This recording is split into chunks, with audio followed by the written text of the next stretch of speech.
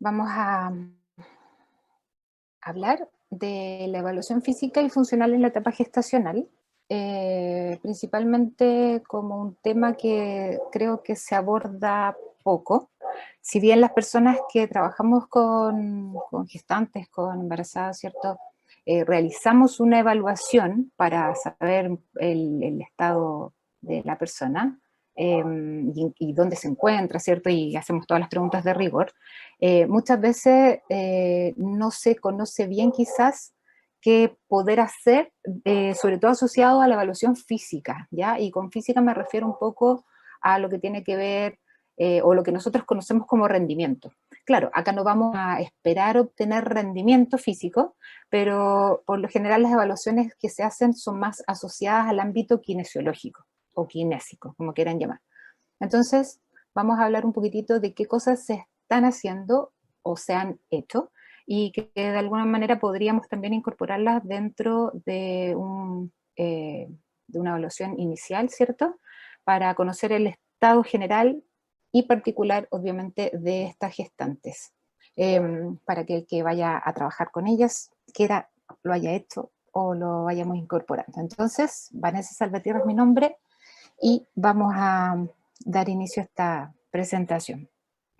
Generalmente cuando uno piensa en gestantes o ve tanto comercial o tanto, ¿cierto?, eh, imagen que hay en redes sociales, tiende a pensar que las mujeres gestantes que nos vamos a encontrar o las personas gestantes que nos vamos a encontrar son todas que realizan ejercicio o que tienen una vida activa, y por lo tanto uno dice, ya no importa, cualquier programa que le hagamos va a andar bien. Y en realidad no es así porque la mayoría de las personas gestantes en realidad no ha hecho ejercicio antes y además tiene una vida muy poco activa.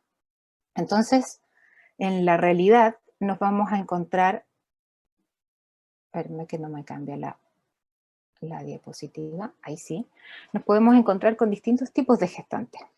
Gestantes, ¿cierto?, que a lo mejor vamos a encontrar que tienen sobrepeso, que tienen obesidad, que a lo mejor ya venían con sobrepeso o obesidad antes de embarazarse. Otras que a lo mejor las vamos a encontrar, ¿cierto?, muy bien físicamente, muy fitness quizás, otras, y mujeres absolutamente normal, que están en normopeso, y que manejan esto sin problema en el sentido de que no tienen enfermedades asociadas.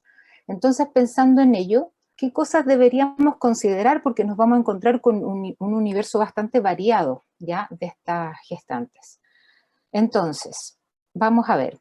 Primero, voy a hacer como un recordatorio muy rápido de los cambios que se van produciendo a nivel anatómico y fisiológico, ¿ya?, en gestantes. Simplemente para asociar y entender un poco las cosas en las cuales nos vamos a fijar después.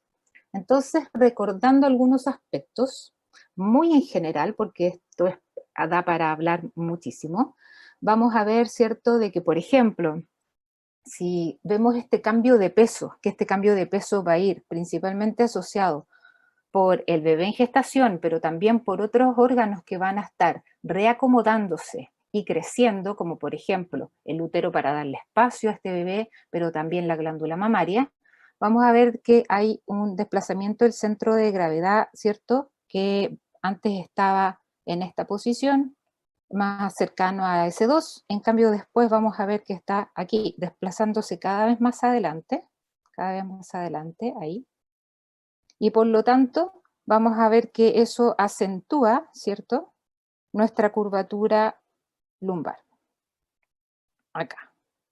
¿Por qué en el fondo? Porque como tengo el peso adelante, una forma de ir compensando este peso es ir reacomodando mi postura y mi columna va a contribuir a eso, además de mi pelvis. Entonces, la zona lumbar tal vez es una de las zonas que más va a resentir este cambio o esta adaptación anatómica.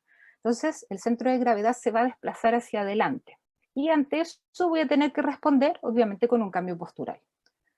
Vamos a ver otras cosas, como por ejemplo, producto de lo mismo, una alteración en la faja lumboabdominopélvica, ¿cierto? Es decir, en palabras sencillas, todo el core va a estar influenciado y va a estar sobreestirado la musculatura, sobrecargada otra como en la zona lumbar. Entonces todo en el fondo va a tener, va a estar recibiendo información variada y distinta a la de antes de embarazarse. Eso también trae algunas repercusiones porque se pueden asociar a ciertas patologías musculoesqueléticas como las típicas dolencias en la zona lumbopélvica. Va a haber una menor expansión torácica y por supuesto que el diafragma también se va a ver bastante limitado, porque en el fondo si yo tengo este bebé que está presionando acá el diafragma, mientras más grande sea este bebé, es decir, mientras más me acerque a los meses que faltan para dar a luz, el diafragma menos va a poder bajar y hacer su excursión, ¿cierto?, hacia el abdomen, que en el fondo todos sabemos que cuando tomamos el aire, inspiramos, el diafragma lo que hace es descender hacia la cavidad abdominal. Y por lo tanto aquí tiene muy poca posibilidad de excursión. Otras cosas que vamos a ver, por ejemplo, es las rotaciones externas de cadera, donde vamos a ver de que generalmente hay una rotación más o menos de 5 grados o se puede ver más de cadera, intentando ampliar la base de sustentación para equilibrarse. Y todo esto por los cambios del centro de gravedad, ¿ya? Entonces, muy frecuente y que vamos a ver que cambian también el estilo de su marcha. Mayor tensión en la fascia plantar, porque claro, el peso, esto también no solo le ocurre a las personas gestantes, sino que también a las personas con sobrepeso o obesidad. El peso, si yo tengo mi arco plantar de cierta forma, el peso va a hacer que este arco plantar empiece a ceder y por lo tanto es muy común encontrarse con que la mujer gestante manifiesta que le creció el pie. En realidad no es que haya crecido como estructura, sino que como ahora hay menos arco plantar, claro, está más largo, más extenso y quizás incluso un poquito más ancho, sin contar que hay retención de líquido, sobre todo en los meses ya más posteriores. Presión en piso pélvico, porque el bebé va a estar presionando, ¿cierto?, hacia abajo, entonces el piso pélvico va a estar resentido, y aquí tenemos que también tener cuidado, lo digo, no es parte de la charla, pero obviamente con los ejercicios que tengan alto impacto, porque mientras más grande el bebé, más presión sobre el piso pélvico. Más grande me refiero a que ha crecido más, ¿sí? No necesariamente a que es un bebé macrosómico. Entonces, estas cosas así como en general vamos a ver que las vamos a ir encontrando y por lo tanto también hay que tenerlas en consideración a la hora de hacer el ejercicio, ¿ya? Como recomendación clásica de hacer el ejercicio, cuando son ejercicios que son localizados, es que a esta mujer gestante yo la posiciono o le enseño una postura más bien neutral de pelvis, sin que haya una anteversión pélvica exagerada, ni tampoco que se vaya hacia la retroversión, sino que tratar de encontrar la neutralidad, tratar de, en el fondo, de, por decirlo de alguna manera, de estirar esa columna, y una vez que tengo una posición lograda, que ejecute, ¿ya? Ahora, esto obviamente en sus inicios uno tiene que estar repitiéndolo constantemente, enseñando, mostrando, deteniendo el ejercicio, pero después la verdad es que va fluyendo solo. Otras cosas que hay que tener en cuenta es que, por ejemplo, va a haber un aumento en los parámetros que tienen que ver con el sistema cardiorrespiratorio. Entonces aquí nos vamos a encontrar con que hay un aumento del gasto cardíaco, porque hay un aumento tanto del volumen sistólico como de la frecuencia cardíaca. Hay un aumento en la frecuencia respiratoria, en el volumen corriente, y por supuesto también que repercuten sobre el consumo de oxígeno. Ahora, la frecuencia cardíaca puede llegar a subir entre 15 a 20 latidos más que antes de estar embarazada. Ahora estoy hablando en condiciones de reposo, ¿sí? No estoy hablando en condiciones de ejercicio. Por lo tanto, estoy hablando de parámetros que en el fondo uno al evaluarlo en reposo se va a encontrar con que esta frecuencia cardíaca está aumentada, ¿ya? ¿Significa que tiene taquicardia? No, no tiene taquicardia, es decir, no es un diagnóstico de taquicardia. Recordemos que la taquicardia se considera por sobre los 100 latidos minuto en reposo. Y resulta que a lo mejor esta gestante en reposo antes tenía 80 latidos minuto y ahora tiene 100. ¿Está con un diagnóstico de taquicardia? No, no está taquicárdica en ese minuto. Es su frecuencia cardíaca normal para su estado de gestación, ¿ya? Y eso hay que también tenerlo en consideración. Por otro lado, vamos a ver que el volumen sanguíneo aumenta más o menos entre un 30 a un 45% respecto a como era antes de estar gestando. Y en base a eso, aumenta no solo el volumen plasmático, sino que también aumentan las células rojas y blancas. El hecho de que aumente el volumen sanguíneo repercute, por supuesto, que en la frecuencia cardíaca. Es decir, ahora mi corazón, ¿cierto?, tiene que latir más veces, seguramente con más fuerza, para mover más volumen de sangre, ¿ya? Y por supuesto que el aumento de células rojas, por ejemplo, en cuanto al hematocrito, ¿cierto?, los eritrocitos, como están transportando más oxígeno, también aumenta mi consumo de oxígeno. ¿Por qué aumenta el consumo de oxígeno? Entre otras cosas, porque necesita cubrir todos los requerimientos que implican la formación de una nueva vida, de nuevos tejidos, ¿ya? Entonces, y por supuesto que también recuerden que se crean nuevas arterias y venas. Entonces, todo eso involucra que tiene que haber una adaptación fisiológica para poder compensar. Y pasamos entonces a la evaluación. Ese era como un recordatorio así flash de lo que sucedía. ¿Por dónde o qué debemos evaluar? ¿Qué podríamos? ¿Por dónde podría empezar? Por el principio, como se dice, ¿ya? Entonces, deberíamos empezar por esto que conversábamos al principio, reconocer un poco qué tipo de gestante tenemos, con cuál vamos a trabajar. Y ahí nos íbamos a encontrar con una gama, ¿cierto? Les voy a poner un ejemplo porque uno piensa que todas las gestantes son inactivas, como les mencioné al principio, pero también nos vamos a encontrar el otro lado, ¿ya? Es lo menos común, pero también nos vamos a encontrar el otro lado, de mujeres que permanecen muy, muy activas. Por ejemplo, esta chica, ¿cierto? Aquí está, no recuerdo en qué mes, pero ella llega hasta sus 39, incluso 40 semanas de gestación, realizando trabajos de este tipo. Ella es una crossfitera, ¿sí? No es lo más frecuente que nos vamos a encontrar. La mayoría de las mujeres en etapa de gestación es como que se calman, como que no se atreven a hacer nada, ¿ya? Pero también nos vamos a encontrar este otro lado, que tiene que ver ya más bien con mujeres más deportistas, ¿cierto? Que obviamente competían. Ella competía en el CrossFit. Estamos viendo algunas cosas de las que ella hace, y como les digo, hasta semana 39, 40, haciendo ejercicios bastante intensos.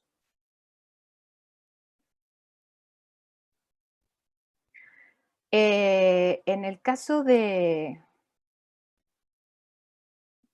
Emily, ya acá tenemos otro caso. En el caso de Emily, no disminuyó mucho sus cargas de trabajo, ya ella manifiesta también, hace una comparación. La gente del CrossFit es como bien así, como que va bien al toque. Sin embargo, por ejemplo, acá, Alicia Montano, que es una deportista de medio fondo, sí manifiesta que ella fue disminuyendo sus cargas en la medida que aumentaba en su embarazo.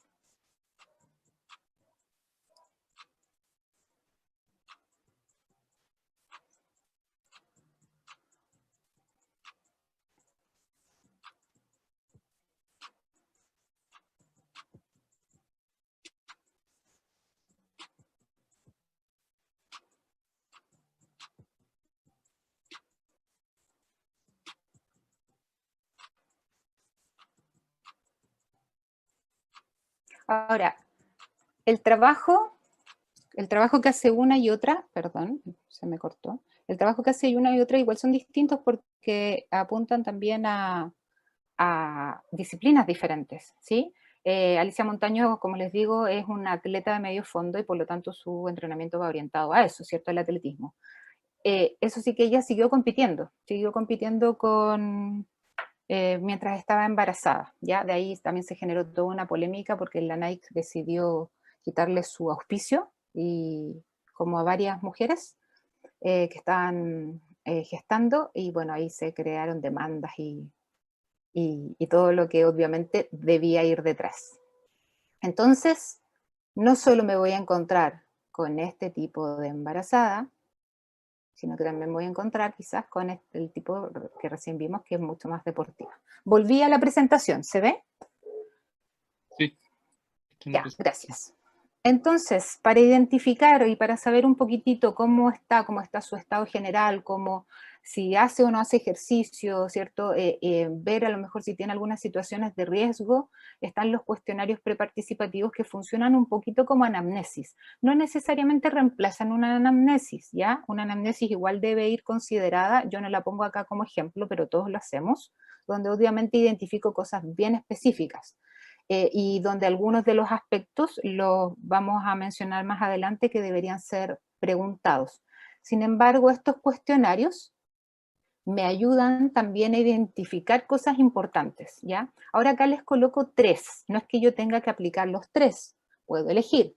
El más famoso, el más conocido en el ámbito del embarazo, de la gestación, es el PubMed X, este que está acá, este que está aquí, ¿ya? Que es creado por la Sociedad de Fisiología del Ejercicio canadiense, y que ha sido ampliamente difundido, se utiliza muchísimo y consta de 4 partes que cubren salud general, estado actual del embarazo, hábitos de actividad previos y futuras intenciones del ejercicio, que yo se los voy a mostrar acá a grandes rasgos.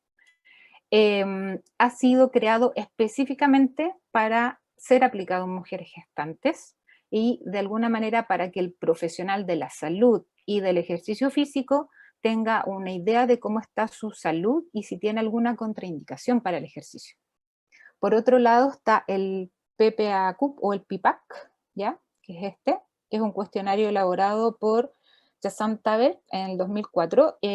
También fue creado para embarazadas y ve, la verdad es que otro tipo de cosas, ve datos personales, actividad que realiza en el hogar, los desplazamientos, cómo los realiza, camina, bicicleta, qué sé yo, auto, las actividades deportivas o de ocio que practica y actividades en el ámbito laboral, cuántas horas pasa de pie, cuántas horas pasa sentada, ya en el fondo también es para conocer un estado general de quién es y cómo está esta gestante.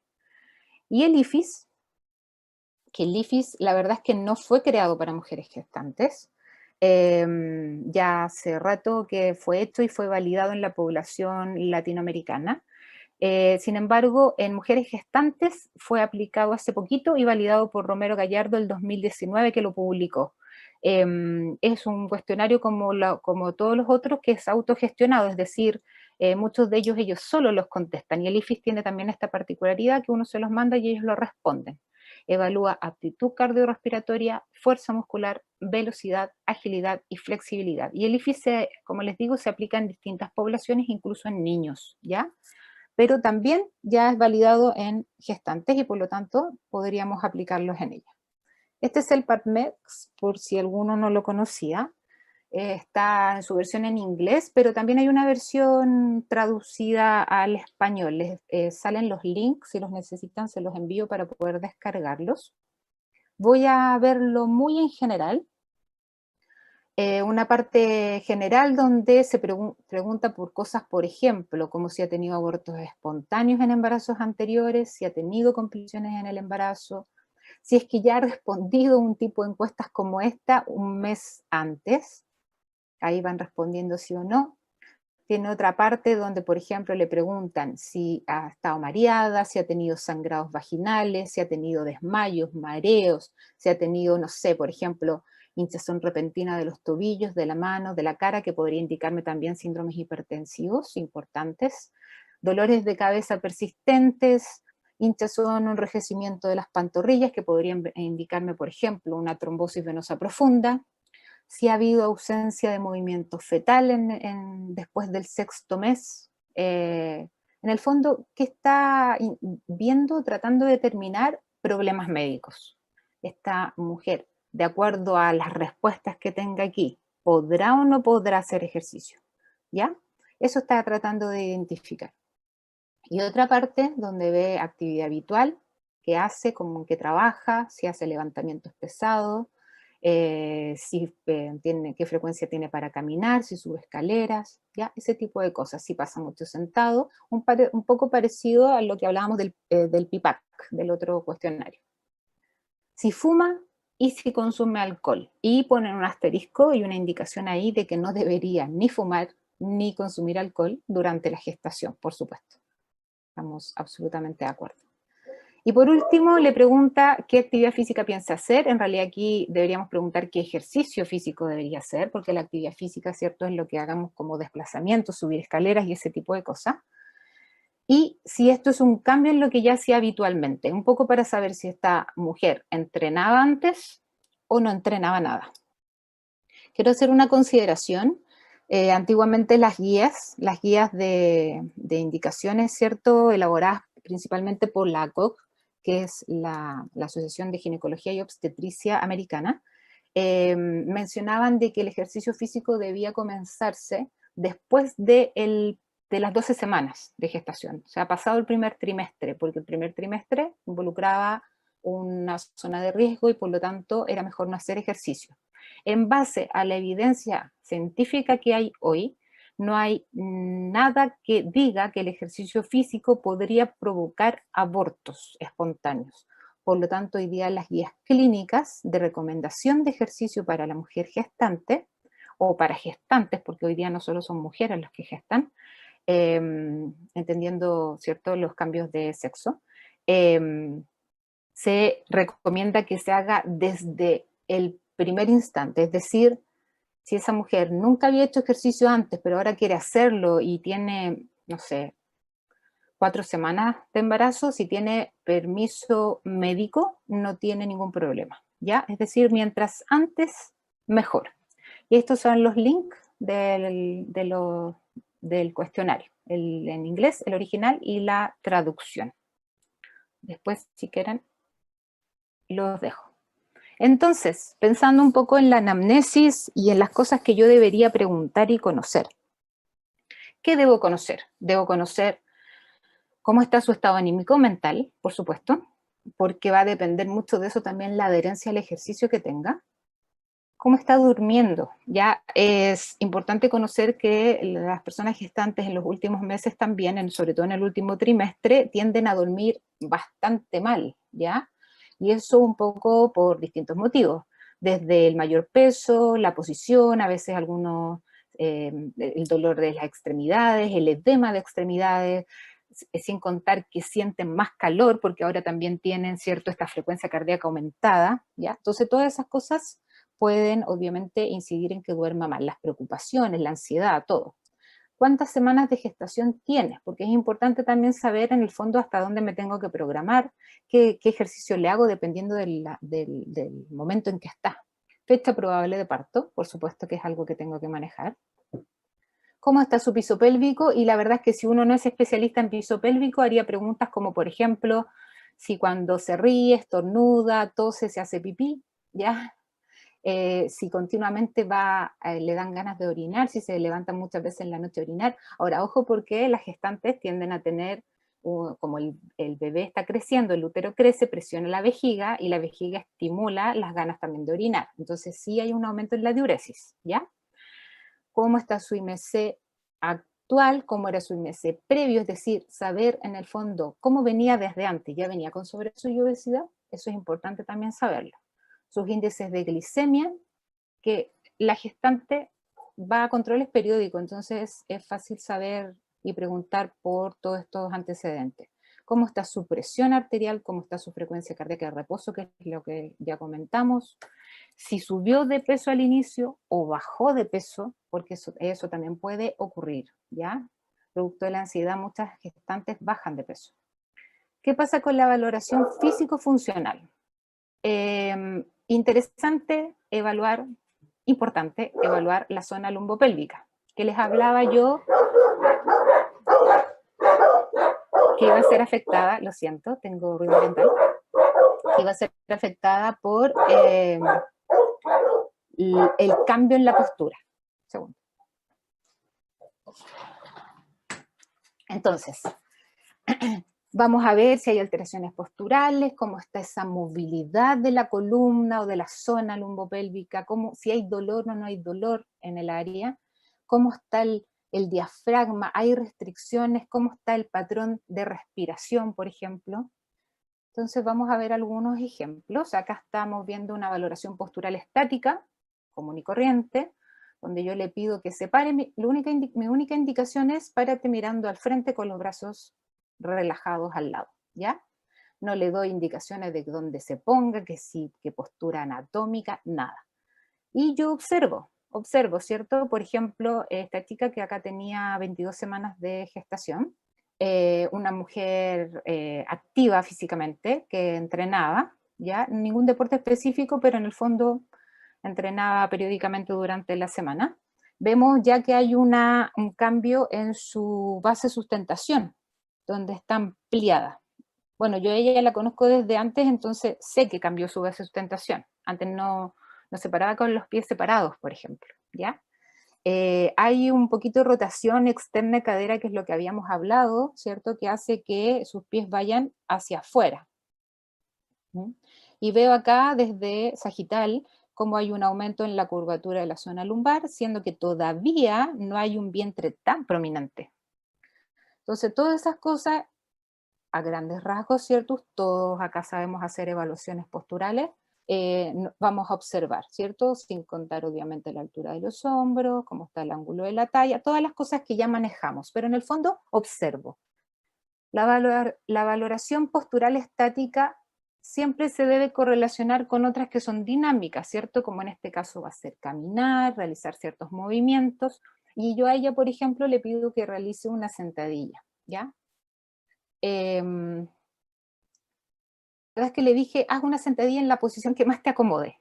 Ella, teniendo experiencia para hacer sentadilla, realizó esa, ¿ya? Que si se fijan es con extremidades bastante separadas, en rotación externa amplia. Le dije, pon las manos donde te acomode y bajó. Ahora, de repente algunos estudiantes me han preguntado, bueno, ¿y me sirve? ¿Para qué valoro la sentadilla? ¿Me sirve? ¿Le voy a hacer sentadillas a ella? No, a lo mejor, como ejercicio, no le voy a hacer una sentadilla. Quizás no lo voy a poner dentro de mi programación.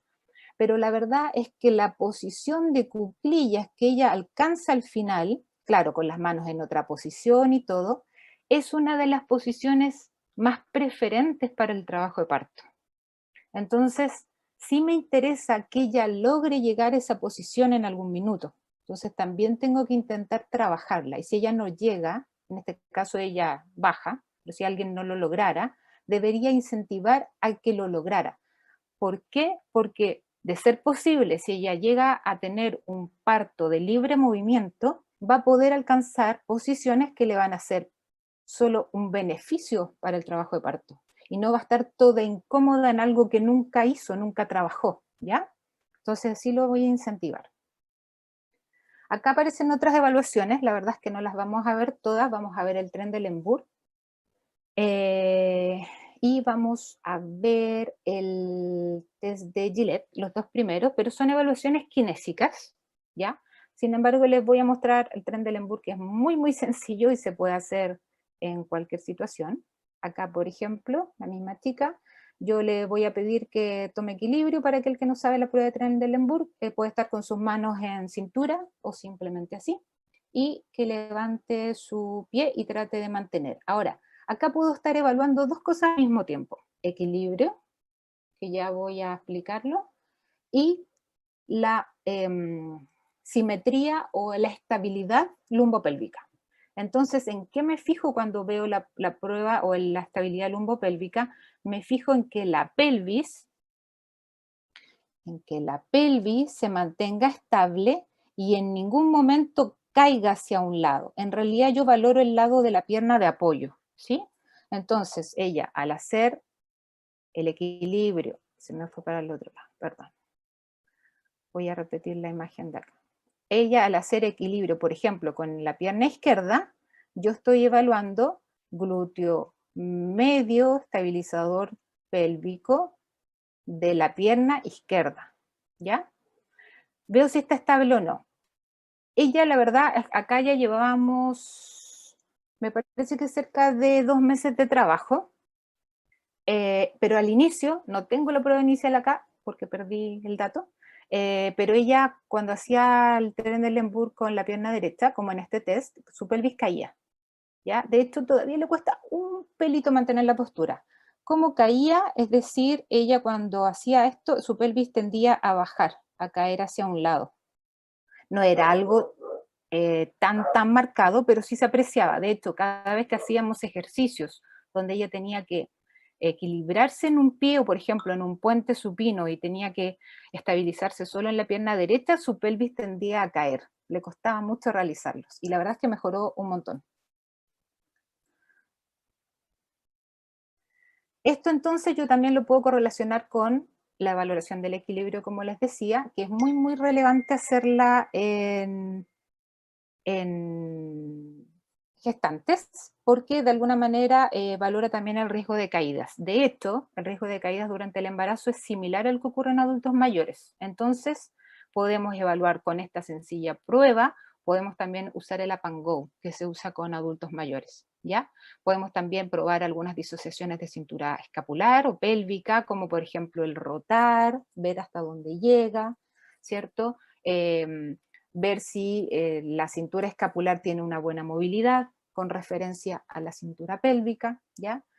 Entonces es muy, muy importante valorar el equilibrio. Acá, por ejemplo, un slide blending test, que en el fondo lo que veo es movilidad, cómo está hacia un lado y hacia otro.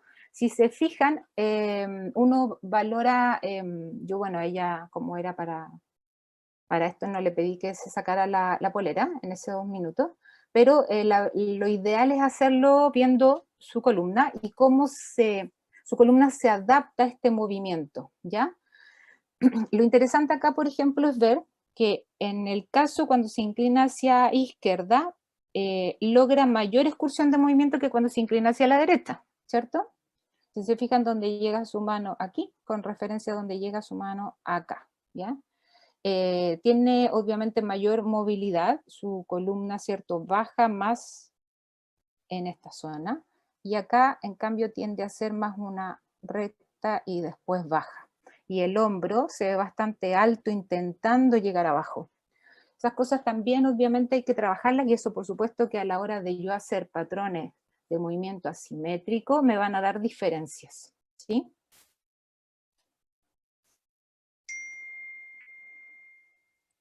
La valoración del patrón respiratorio es importante y va muy de la mano con, por ejemplo, el movimiento que acabamos de ver, ¿ya?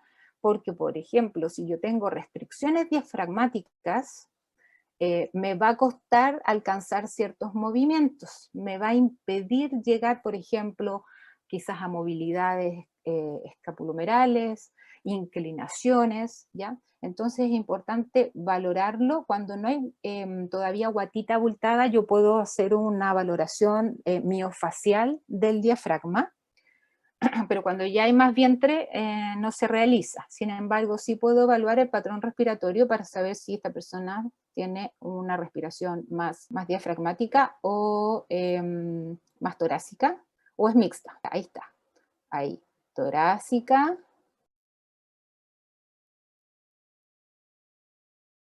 Ya, la verdad es que es más torácica que... Se me tiende a cortar el video, pero su respiración es más torácica, es decir, cuando toma el aire tiende a elevar más el tórax. Si fuese más abdominal, inflaría más la guatita, y si fuese mixta, haría ambas, ¿cierto? En la medida que el vientre va creciendo, se va a volver más costal, más alta, ¿sí? Ahí está respirando, más costal. Entonces va a ser inevitable que después respire con todo el tórax. Importante mencionar que en esta posición de cúbito supino, cuando el vientre ya está abultado, no vamos a pasar mucho tiempo con la gestante en esta posición para hacer ejercicios, porque el vientre va a comprimir a la vena cava y a la aorta, por lo tanto va a haber una disminución del retorno venoso y se pueden producir trastornos hipotensivos importantes, ¿ya?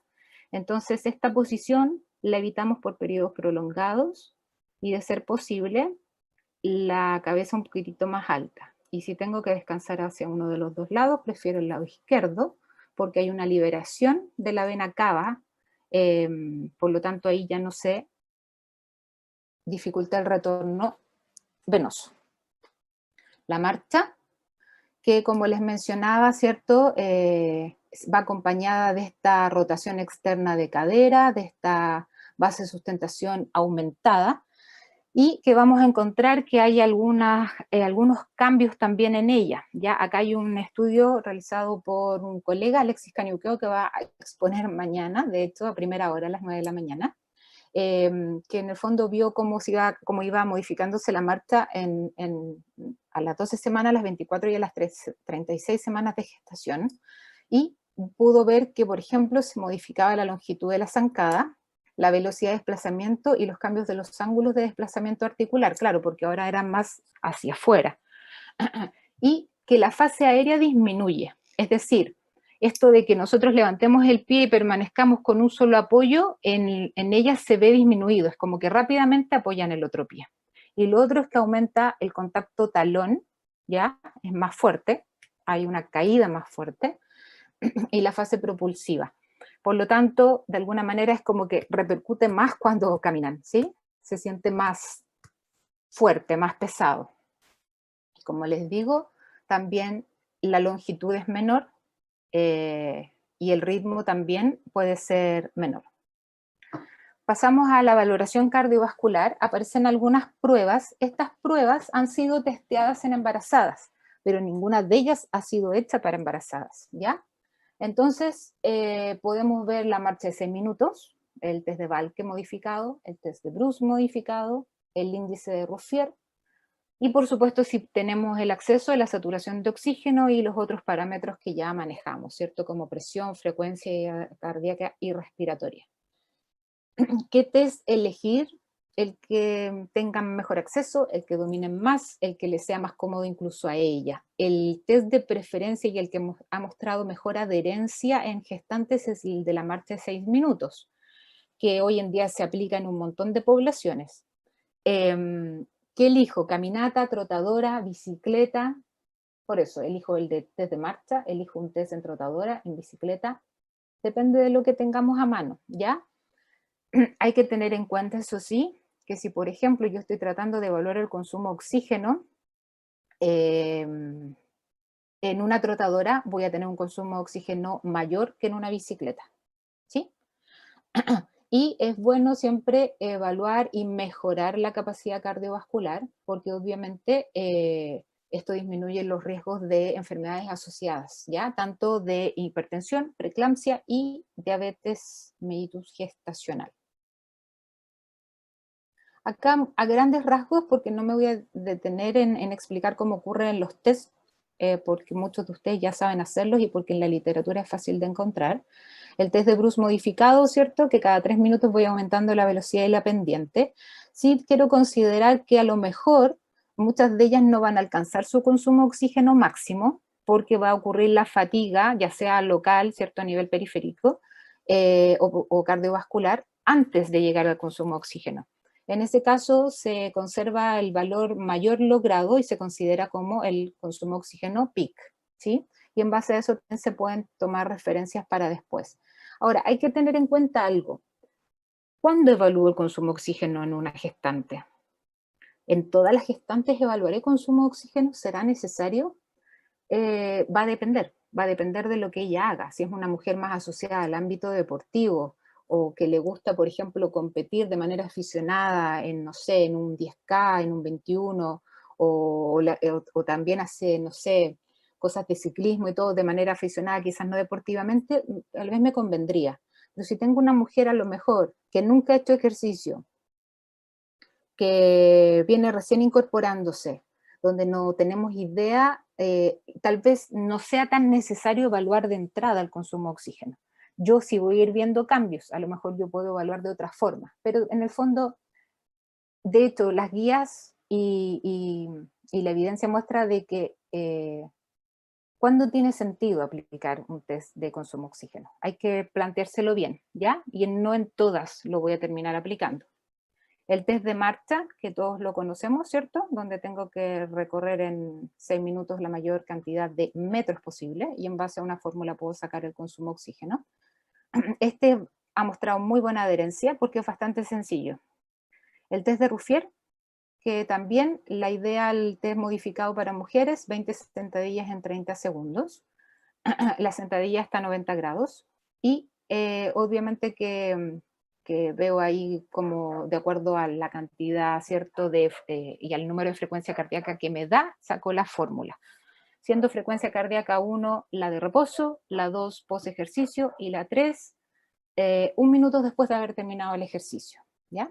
Este test me puede servir para correlacionar también niveles de fuerza de extremidad inferior. Si bien no es el propósito, también lo puedo ocupar como sentarse y pararse y ver en el fondo en 30 segundos cuántas flexiones o sentadillas hizo. Y también me va a dar un indicador. Muestro el test de Valke porque el test de Valke modificado se utilizó para determinar las frecuencias cardíacas que hoy en día se ocupan como parámetro internacional con mujeres gestantes, ¿ya?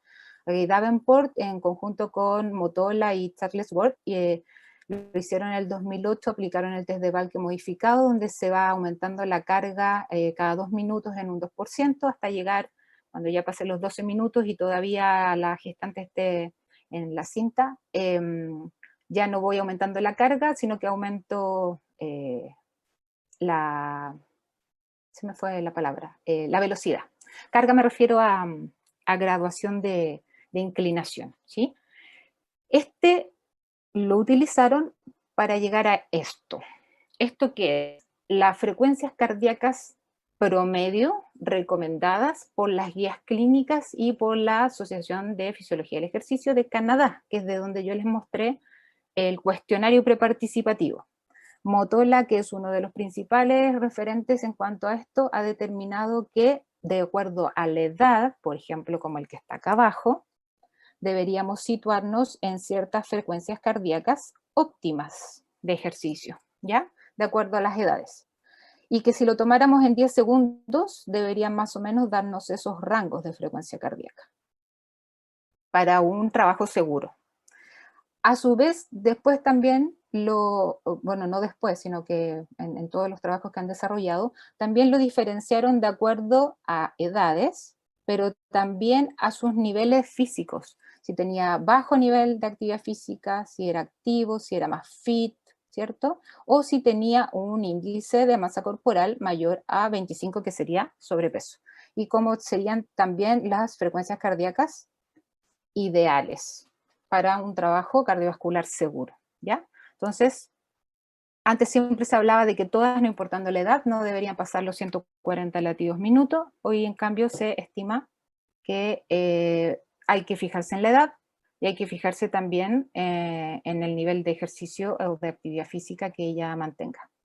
En cuanto a la fuerza, la verdad es que con la fuerza solo han probado el test de dinamometría manual, porque lo consideran una prueba gold estándar. De hecho, ayer también se mencionó dentro de algunas de las ponencias, pero con también la consideración que me está indicando fuerza más bien de tren superior y de mano dominante, no así de lo que ocurre en tren inferior. Entonces, como tren inferior, yo les mencionaba que una buena prueba sería sentadilla, de sentarse y pararse en 30 segundos y más o menos tener ahí algún referente de cómo está, siendo que menos de 15 también se considera como una baja capacidad funcional. ¿Cómo controlo la intensidad? La intensidad, ¿cierto? La puedo controlar de varias maneras.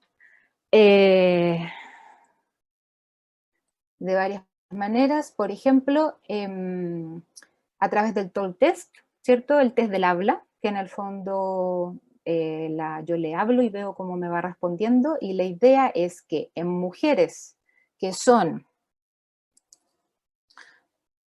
no son deportistas, debería andar acá, en moderado, ¿ya? Y debería en el fondo decirme varias palabras y varias frases sin problema cuando yo le hable. Equivale a una escala de OmniRes, que recuerden que el OmniRes es cuando yo veo esto, fuerza, ¿ya? Que equivale al nivel 5-6. Y si lo veo por la escala de Borg clásica, corresponde a niveles entre 12, 13 y 14. Eso para mujeres que no son deportistas, ¿ya? En mujeres deportistas, en cambio, vamos a hablar de un ejercicio más vigoroso, es decir, si yo aplico el TOL test, debería ser capaz de decir algunas palabras, pero en realidad no ponerse a cantar, unas intensidades que andan por el 7, 8, incluso 9 según el OmniRes, acá les marco abajito, ¿ya? Y si veo en la escala de Borg, anda entre el 15 y 16, que se consideran actividades vigorosas. Y la verdad es que las indicaciones de intensidad de trabajo generalmente no superan el 85% de la frecuencia cardíaca de reserva, ¿ya? Más allá de eso, no han habido estudios que puedan en el fondo validar que no hay ningún riesgo fetal, ¿ya? Pero hasta el 85% de la frecuencia cardíaca de reserva han visto de que no hay riesgos asociados. Para ir terminando, les planteo algunas recomendaciones muy generales, que solo para también un poco redondear esto, porque no tiene que ver con la evaluación, de cómo quizás manejar el trabajo físico en los 3 trimestres. Algunos prefieren trabajar por trimestre, otros prefieren simplemente el tercer trimestre hacer otro tipo de cosas, más o menos desde la semana 28. Pero acá hay una propuesta muy general, porque esto yo lo tengo mucho más detallado, del primer trimestre, que en el fondo, ¿qué va a pasar en el primer trimestre? Se sienten bastante cansadas, ¿ya? Y da mucho sueño por los cambios hormonales que se producen. Entonces se pueden mantener las cargas de trabajo que ya traía, pensando en que esta mamá ya venía haciendo ejercicio, o disminuir levemente. Si no había hecho nunca ejercicio, entramos con cargas, pero las cargas son bajas. Acá les acabo de dar unos parámetros de intensidad, ¿ya? Se acomoda el trabajo de core y el piso pélvico. ¿A qué me refiero? Que ya no se hacen los abdominales clásicos, las planchas se modifican, ¿ya? Se cuida siempre exhalar en el esfuerzo para evitar las maniobras de Valsalva, que van muy relacionadas con lo que se habló ayer durante la charla de hipertensión, y disminución progresiva de los rebotes e impactos por, obviamente, el impacto, valga la redundancia, sobre el piso pélvico. En el segundo trimestre puedo hacer un aumento progresivo de cargas porque se sienten mucho mejor, han pasado las náuseas, se sienten con más energía. Sin embargo, a medida que voy terminando el segundo trimestre, tengo que descender las cargas nuevamente. ¿Cuánto se descienden? Pensando en mujeres más deportistas, hasta en un 30%, ¿ya? Y con ello obviamente se sigue trabajando todo lo demás que habíamos hablado. Y ya en el tercer trimestre las cargas descienden 40, 50% incluso. Se cambia un poco el enfoque del entrenamiento y se apunta a la preparación para el parto, sobre todo desde la semana 28 a 30, donde hay movimientos que preparan para la apertura pélvica, que preparan para estas posiciones que les hablaba que son beneficiosas para el trabajo de parto, y por supuesto donde se hace mucho más énfasis en el trabajo de piso pélvico, que ojo, el piso pélvico se trabaja desde el primer trimestre, ¿ya? Entonces, como conclusión, siempre es importante evaluar, escoja la herramienta que más le acomode, vea si realmente es tan relevante aplicar un consumo de oxígeno o quizás otro test, no porque le aplique más pruebas significa que está mejor, ve cómo es su gestante y en base a eso elija, ¿cierto?, qué cosas evaluar. Y según esos datos, aplico mi ejercicio y por supuesto en base a las semanas de gestación. Así que quedo atenta, ese es mi Instagram, por si alguien se quiere comunicar, hacer consultas y todo. Soy media mala para subir cosas, pero sí respondo, ¿ya? Así que quedo atenta si es que hay alguna consulta. Bueno, sí, hay algunas consultas. Muchas gracias por la exposición. Siempre es un placer escuchar estas clases. Y hay una Gracias. pregunta con respecto a ejercicios que ayuden con el dolor de trabajo en el parto. ¿Ya? ¿Qué ejercicios pueden ser a Sí, eso? Montón de cosas, que yo sé que, por eso doy ciertas indicaciones, porque yo sé que siempre terminan preguntando por ejercicios más que por evaluación. Para ayudar con el dolor durante el parto, la verdad es que hay movimientos que tienen que ver con el vaivén. Espérame que ahí sí, que no los veía, con el vaivén, es decir, por ejemplo, con el mecer la pelvis, con el estar en cuadrupedia y colocar, no tengo acá a mano nada, una manta, por ejemplo, sobre la pelvis, se hace, no recuerdo el nombre, pero se hace como una hamaca, como si fuera una hamaca, se mueve. a la vez que estoy presionando la zona sacroiliaca. Se produce mucho alivio al poner la mano o la presión sobre la sacroiliaca. Entonces, por ejemplo, si está en trabajo de parto, sea en el lugar que sea y tiene la posibilidad de estar acompañada, presionar la zona sacroiliaca va a producir un gran alivio. Yo creo que ese es como el tip. Y de ahí posiciones que facilitan el trabajo de parto: cuadrupedia, cuclillas, como sentadillas profundas, por ejemplo, y la posición de pie. La única que no facilita en nada, en nada, en nada, es la posición de litotomía, que es estar acostada como nos tienen en todos los hospitales y clínicas. Ok. Aquí hay una pregunta relacionada a la exposición. ¿Cómo administraría todas estas pruebas? ¿Recomienda algún orden de aplicación, efectuar las distintas valoraciones el mismo día o fraccionarla en diferentes sesiones? ¿Cada cuánto tiempo volver a valorar? Ya, mira, va a depender un poco de cómo está, es decir, qué tan cansada viene, ¿cierto? Yo he hecho las pruebas en una misma sesión, pero en aquellas que están así, súper activas, con mucha energía, y por lo general he hecho primero la parte de, por ejemplo, del sentarse, pararse, que no demora nada, 30 segundos. No le hago 2 veces la prueba, simplemente se la hago una sola vez. Yo no tengo en estos momentos dinamómetro, pero se puede hacer ahí mismo. Y después paso a una prueba de marcha, generalmente. Si no tengo la posibilidad de hacer el de la marcha de 6 minutos, porque no, en estos minutos yo no tengo acceso ni a bicicleta ni a trotadora, y si no tengo el espacio para la marcha de 6 minutos, hago la marcha de 2 minutos en el lugar, que tiene buena correlación con, que alguien también parece que lo mencionó ayer, con la marcha de 6 minutos. Y es mucho más corta, ¿ya? Y se hace en el lugar, entonces no necesito demasiada infraestructura. Ese es el orden, y en los cuestionarios preparticipativos se los puedo enviar y me los manda después. Ok. Aquí hay ¿Cada cuánto evalúo? Sí. ¿Cada cuánto evalúo? La verdad es que en mi caso voy casi siempre viendo ciertos aspectos posicionales, es decir, de postura, cada semana. No es que la detenga a verlo, sino que los voy observando en la medida que va realizando los movimientos, los ejercicios.